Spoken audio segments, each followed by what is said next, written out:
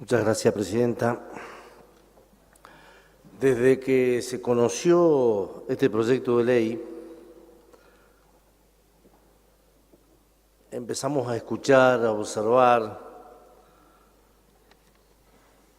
a distintos políticos en los medios de comunicación, algunos hoy aquí, muchos ayer en diputados, los analistas económicos de siempre en los programas de televisión y los periodistas también de siempre en los programas de televisión, con la tarea de demonizar el Estado. Parecería ser que esto que ha pasado, que lo que está pasando, y el origen de esta ley, es porque hay un Estado oscuro, porque hay un Estado que se chupa todo, que le saca a todos los argentinos y que no devuelve nada. Y a mí me parece que nosotros tenemos la tarea, de alguna manera, de aclarar esto, de explicarlo y de sincerar esta discusión de aquellos que defendemos un Estado presente, constructor de una nación que iguale, a aquellos que piensan de un Estado cada vez menos presente y cada vez menos garantizador de derechos. Y a mí me gusta al Estado siempre ponerle rostro, corazón, cara, pies, manos, porque si no parecería ser de que hablamos del Estado como si fuera el monstruo. A mí me gusta hablar de ese Estado que está presente desde la Quiaca a la Antártida, garantizando la educación pública gratuita e igualitaria a todos los niños, jóvenes y adolescentes de Argentina. Me gusta que rescatemos el Estado como uno de los pocos países en América que garantiza el derecho a la salud pública, que garantiza un parto gratuito, que garantiza un calendario de 14 vacunas, que garantiza que aquel que tiene un accidente en una moto cuando va a trabajar, ese Estado lo rescate.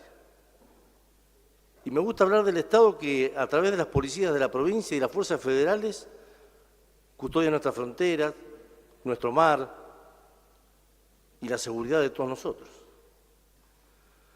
Y del Estado que estamos hablando es el Estado que es capaz de poner en órbita 2 satélites para que esos satélites lleven telefonía e internet a lugares donde antes no había ningún sistema de comunicación. Y estamos hablando de este Estado que invierte su dinero en construir las rutas y los puentes para unir el interior del país con los grandes centros urbanos, para generar que nuestras economías regionales, que nuestros productos puedan salir de nuestro país a través de tierra o a través de nuestros puertos. Entonces, esta ley, de alguna manera, también pone esta discusión una vez más. Y creo que, por lo menos desde mi punto de vista, no me gustaría dejar pasar de que en realidad no estamos hablando de una cosa que no se sabe qué es. Estamos hablando si somos capaces de generar los recursos necesarios para que los argentinos tengamos los derechos mínimos, esenciales, que nos merecemos. Que hay que optimizar el gasto, que hay que eficientizar, que hay que quizás cambiar las prioridades. Bueno, esa es otra discusión, pero no la discusión de fondo. Cuando gobernamos, uno puede hacer lo que desea. Y hacer lo que desea es una doctrina, es una ideología, es un pensamiento, es su proyecto. Cuando gobernamos muchas veces también hacemos lo que podemos, lo que nos dejan. Una catástrofe, un conflicto internacional, un contexto climatológico. Y hay veces que cuando gobernamos tenemos que hacer lo que las circunstancias nos exigen. Y lo que está pasando con esta ley es lo que las circunstancias nos exigen. ¿Al presidente le hubiese gustado redactar esta ley y enviarla? Probablemente no. A muchos de nosotros nos hubiese gustado esta ley y quizás no. Pero es lo que la circunstancia exige del país. A lo largo del debate se sobreabundó sobre las consecuencias o sobre las causas de la emergencia. Nadie ha puesto en duda ni los índices macroeconómicos, ni la situación de la economía, ni la situación del desarrollo humano, absolutamente nada. Creo que en eso hay coincidencia plena del Estado del país. hay únicamente dos diferencias con la crisis del 99 y la del 2001. Que hoy hay gobernabilidad, que hay respaldo popular en el gobierno electo y que el sistema financiero está sano. Estas son las únicas dos cosas que nos diferencian de las anteriores. Entonces yo, como primera definición, quiero justificar y apoyar y estar plenamente de acuerdo en la necesidad de la emergencia y en la necesidad de la urgencia. Pero por otro lado creo que hay que soslayar y hay que rescatar algunos aspectos que tiene la ley y con este esquema mediático de focalizar en dos o tres cuestiones, como decía recién, de exagerar lo negativo, estamos dejando pasar. Yo no sé, quizás muchos senadores que están aquí, que tienen muchísima más experiencia que yo, me desmientan y les pido disculpas si soy demasiado ambicioso. Yo no sé si esta propuesta de contribuciones patronales que estamos votando no es, en los últimos años, una de las medidas de mantenimiento del empleo y de lucha contra el trabajo en negro más importante que vaya a tomar el Estado argentino. Y lo voy a poner en dos o tres ejemplos y lo llevo a mi provincia. Partimos que con la última tabla que se modificó ayer en diputados, al modificar los importes, la gran mayoría de las pequeñas y medianas empresas, medianas, inclusive hasta medianas grandes, van a estar incluidos en la tasa del 18%, saliéndose del 20,4%. Si a esa alícuota le restamos los 7.000 pesos, que es una cuestión novedosa que no estaba, y si a ese saldo que nos queda le ponemos la compensación con el IVA que tienen las distintas regiones del país, empezamos a observar una baja importantísima en los costos laborales a través de los aportes patronales.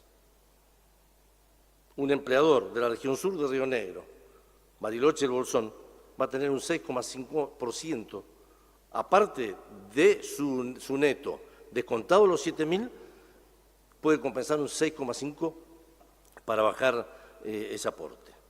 En Viedma el 3, en el Alto Valle el 3 y en el resto de la provincia el 3,80. Pero aparte, si tiene menos de 25 empleados, puede detraer 10.000 pesos más. Entonces ya tenemos el importe que le correspondería por sus trabajadores, menos los 7.000, menos los 10.000, menos el aporte por la provincia. Pero entonces vamos a los decretos, en el caso nuestro, que me interesa mucho, pues es una provincia agrícola, el 128. Al importe que le corresponda abonar por aportes patronales, tiene una deducción de 17.000 pesos. Y esto alcanza a mis productores de frutos secos, de peras y manzanas, de cebollas, de cerezas.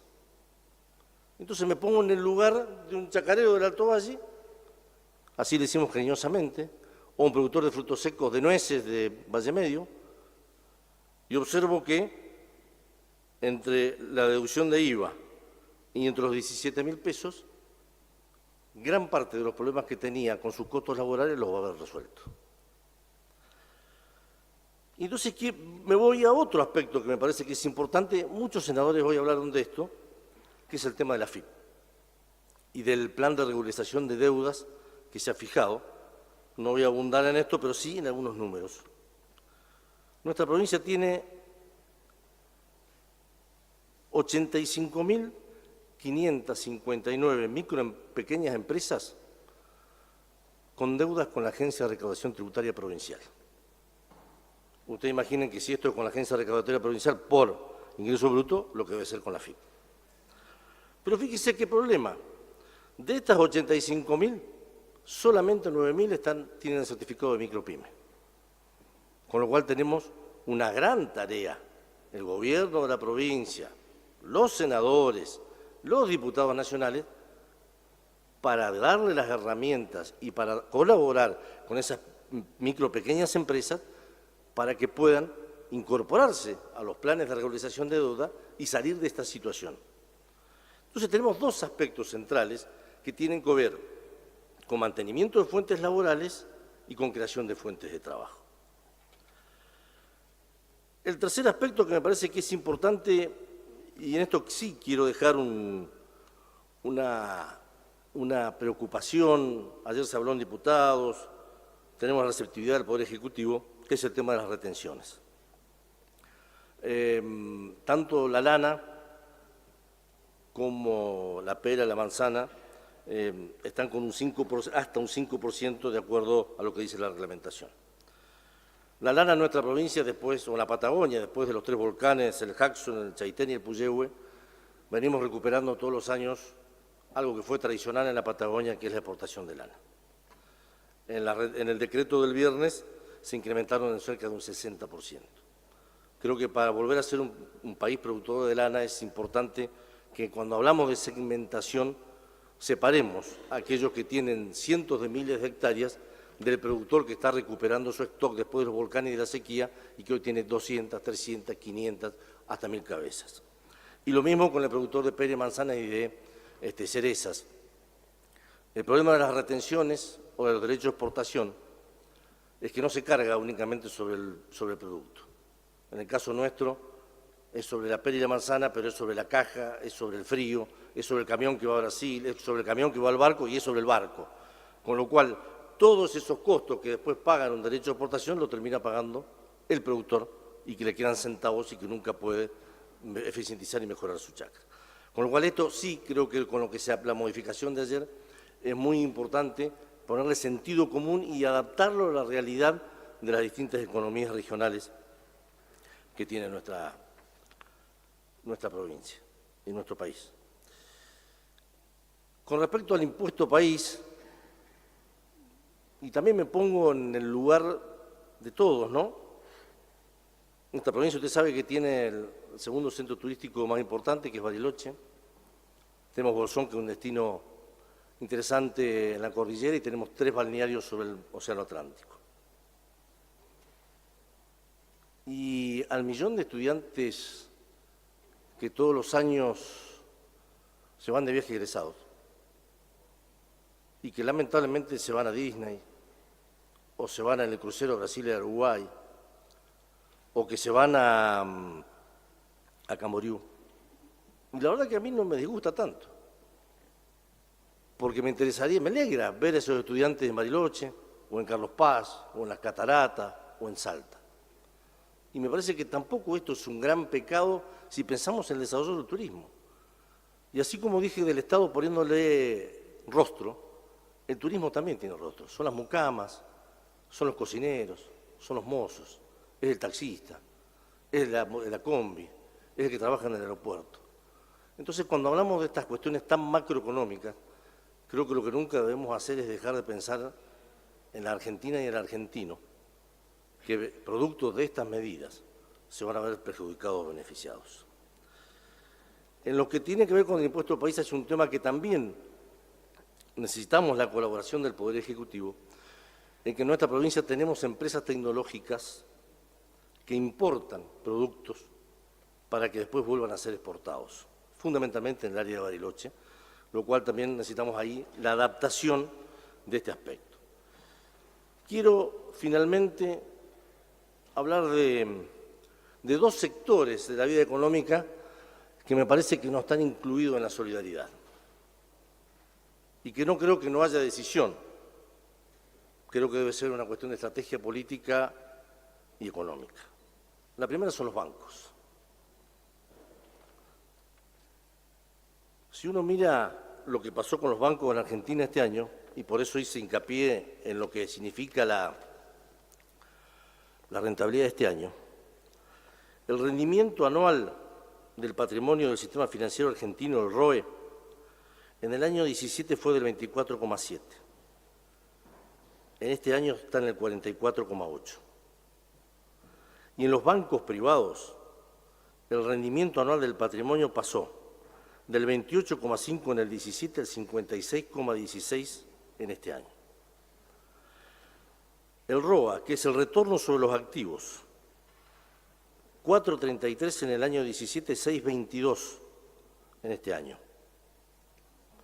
Y en los bancos privados el 8,24. Si hay alguien que no perdió en la crisis económica, son los bancos.